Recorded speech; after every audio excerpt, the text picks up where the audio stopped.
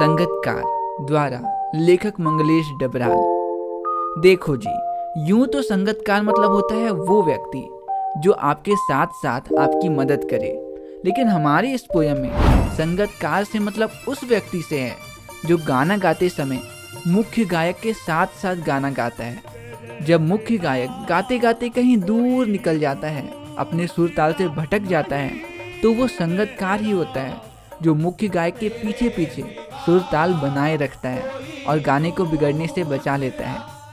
आज की हमारी ये पोयम इसी संगतकार के इम्पोर्टेंस के बारे में। तो चलिए जी, चैप्टर शुरू करते हैं।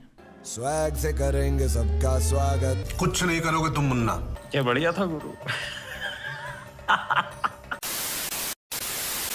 हमारे इस चैप्टर को लेखक मंगलेश डबराल जी ने लिखा है। इस नाम को याद रखने के लिए आप ये याद रख सकते हो कि मंगल कार्यों में ढपली बजाई जाती है। मंगल से आप मंगलेश याद रख सकते हो और ढपली से डबराल।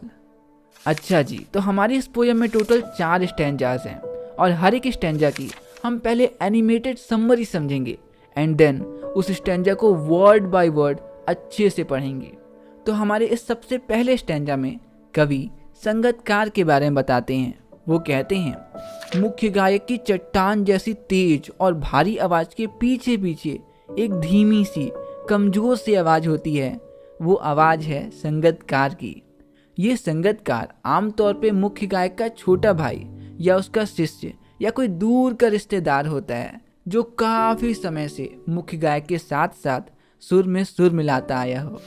इन्हीं बातों को कवि पहले स्टैंजा में लिखते हुए कहते हैं, मुख्य गायक के चट्टान जैसे भारी स्वर का साथ देती वह आवाज सुंदर, कमजोर, कांपती हुई थी। चट्टान जैसे भारी स्वर से कवि का तात्पर्य डोमिनेटिंग वॉइस से है, मतलब मुख्य गायक की वो आवाज जो सालों के एक्सपीरियंस से कॉन्फिडेंट, तेज और पावरफुल हो गई है। और उस भारी सी आवाज का साथ देती हुई एक सुंदर सी, हल्की सी, कमजोर और कम एक्सपीरियंस से कांपती हुई वो आवाज संगतकार की है। वह मुख्य गायक का छोटा भाई है या उसका शिष्य या पैदल चलकर सीखने आने वाला कोई दूर का रिश्तेदार।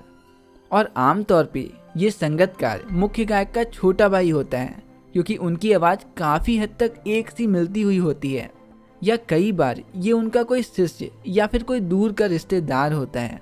मुख्य गायक की गरज में मतलब मुख्य गायक की उस तेज सी आवाज़ में वह अपनी गूंज मिलाता आया है, मतलब धीमी धीमी आवाज़ से मुख्य गायक के पीछे पीछे गाते आया है प्राचीन काल से, मतलब बहुत सालों से। मतलब कि वह मुख्य गायक के पीछे पीछे बहुत सालों से गाते आया है। तो अगले स्टैंजा में बढ़ने से पहले ये रहा आपके लिए एक छोटा सा नन्हा सा और प्यारा सा सवाल आपकी स्क्रीन पर। और आपका सवाल है, इस पोयम के लेखक कौन है? आंसर आपको नीचे कमेंट्स में बताना है और जवाब सोचने के लिए आपका 5 सेकंड का समय शुरू होता है अब।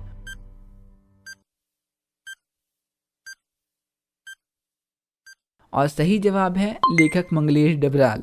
और ये नाम को याद रखने के लिए मैंने ट्रिक भी बताई थी, याद है ना? नहीं। तो वहीं हमारे अगले स्टैंजा में कवि मंगलेश डबराल जी कहते हैं, कई बार गायक गाने की किसी मुश्किल जगह पर गाते गाते भटक जाता है और जिस सुर ताल में गाने को गाया जाना था उससे बहुत दूर निकल जाता है।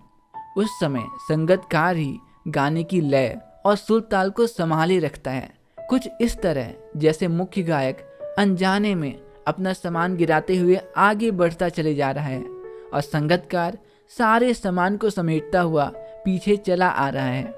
और संगतकार जैसे मुख्य गायक के सुर ताल को संभालता है, उसे देखकर ऐसा लगता है जैसे संगतकार मुख्य गायक को उसका बचपन याद दिला रहा हो, जैसे जब वो बचपन में गाना सीख रहा था और गाने की लय से भटक जाता था तो उसके गुरु उसे सही लय में वापस लाते थे। इन्हीं बातों को कवि अगले स्टैंजा में लिखते हुए कहते हैं, गायक जब अंतरों की जटिल तानों के जंगल में खो चुका होता है। अंतरा मतलब होता है गाने के पैराग्राफ। जिस तरह कविता में स्टैंजाज होते हैं, ठीक उसी तरह गाने के स्टैंजा को हम प्यार से अंतरा कहते हैं। और जटिल तान मतलब होता है गानों के मुश्किल सुर ताल। मतलब कि जब मुख्य गायक गानों की मुश्किल सुर ताल में कहीं खो चुका होता है या अपने ही सरगम को लांघकर चला जाता है भटकता हुआ अनहद में। देखो जी, अब किसी भी गाने को एक ही ताल में गाया जाता है और इसे ही सरगम कहते हैं। लेकिन कई बार मुख्य गायक जिस सुर ताल में उस गाने को गा रहा है उसे लांघ जाता है, मतलब उससे आगे पीछे हो जाता है और चला जाता है भटकता हुआ एक अनहद में। अनहद मतलब होता है अनंत, और मुख्य गायक अपने ही सुर ताल से भटक कर कहीं दूर निकल जाता है।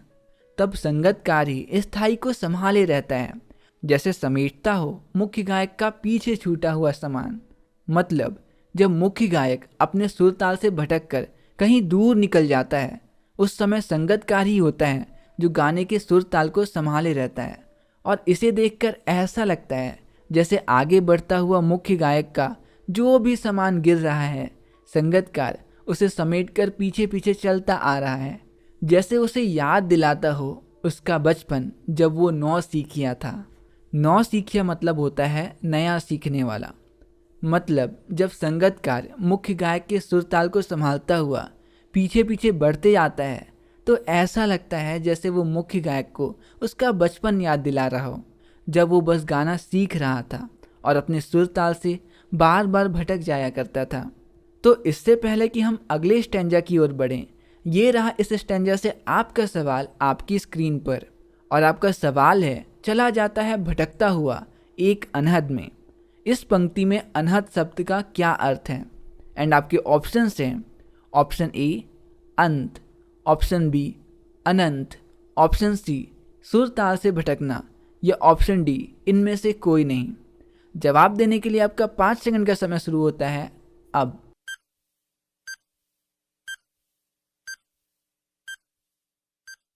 और सही जवाब है ऑप्शन बी अनंत। तो हमारे अगले स्टैंजा में कवि कहते हैं, जब मुख्य गायक गाने के बहुत ही ऊंचे स्वर को गाता है और स्वरों को गाते गाते उसका गला बैठने लगता है, उसके सुर ताल टूट कर गिरने लगते हैं जैसे जलती हुई लकड़ी से राख गिर रही हो। उस समय जब उसका उत्साह, उसकी प्रेरणा सब उसका साथ छोड़ने लगती है, तब वो संगतकार ही है जो अपने स्वरों से मुख्य गायक को सहारा देता है। इन्हीं बातों को कवि अगले स्टैंजा में लिखते हुए कहते हैं, तार सप्तक में जब बैठने लगता है उसका गला, प्रेरणा साथ छोड़ती है, उत्साह अस्त होता हुआ। तार सप्तक मतलब होता है गाने का वो हिस्सा जो बहुत ही ऊंचे सुर ताल में गाया जाता है। मतलब जब मुख्य गायक गाने के ऊंचे स्वरों को गाता है तो उसका गला बैठने सा लगता है, उसकी प्रेरणा मतलब उसकी मोटिवेशन साथ छोड़ने लगती है, उसका उत्साह डूबने लगता है। आवाज़ जैसे राख जैसा कुछ गिरता हुआ, और आवाज़ से सुर ताल कुछ ऐसे टूट कर गिरने लगते हैं जैसे जलती हुई लकड़ी से राख। तभी मुख्य गायक को ढांढते बांधता कहीं से चला आता है संगतकार का स्वर। ढांढस मतलब होता है धैर्य देना। मतलब जब मुख्य गायक का सुर ताल टूटने लगता है तब मुख्य गायक को धैर्य बढ़ाता हुआ, मतलब तसल्ली देता हुआ कहीं से संगतकार का स्वर चला आता है। और ये रहा हमारे स्टैंजा से आपका प्यारा सा सवाल आपकी स्क्रीन पर। और आपका सवाल है, ताल सप्तक में जब बैठने लगता है उसका गला, इस पंक्ति में ताल सप्तक शब्द का क्या अर्थ है? एंड आपके ऑप्शन हैं ऑप्शन ए सुर ताल, ऑप्शन बी गाते गाते, ऑप्शन सी ऊंचे स्वर, या ऑप्शन डी इनमें से कोई नहीं। और आपका 5 सेकंड का समय शुरू होता है अब।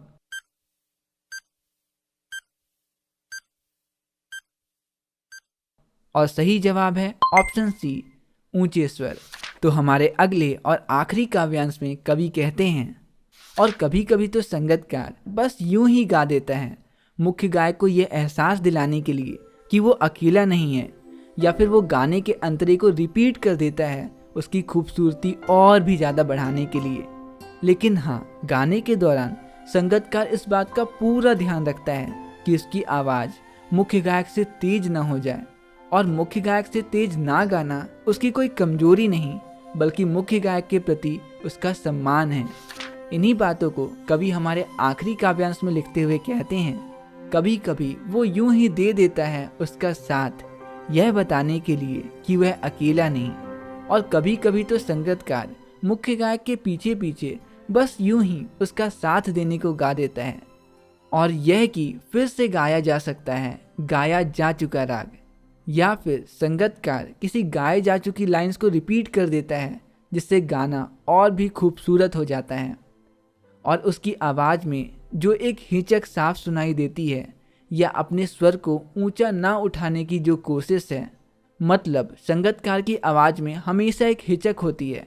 उसे हमेशा ये डर होता है कि कहीं उसकी आवाज़ मुख्य गायक की आवाज़ से तेज ना हो जाए और वो गाने को बिगाड़ ना दे।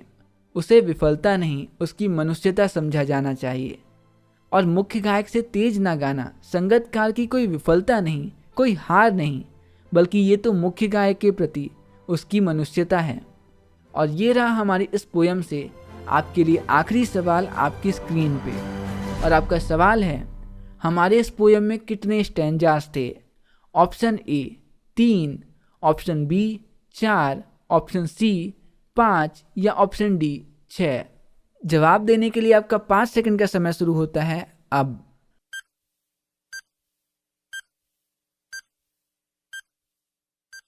और सही जवाब है ऑप्शन बी 4 स्टैंजास। तो बस यहीं पे ख़त्म होती है हमारी ये प्यारी सी पोयम। मिलते हैं अगली वीडियो में अगली पोयम के साथ, और तब तक के लिए दीजिए मुझे इजाज़त। नमस्कार।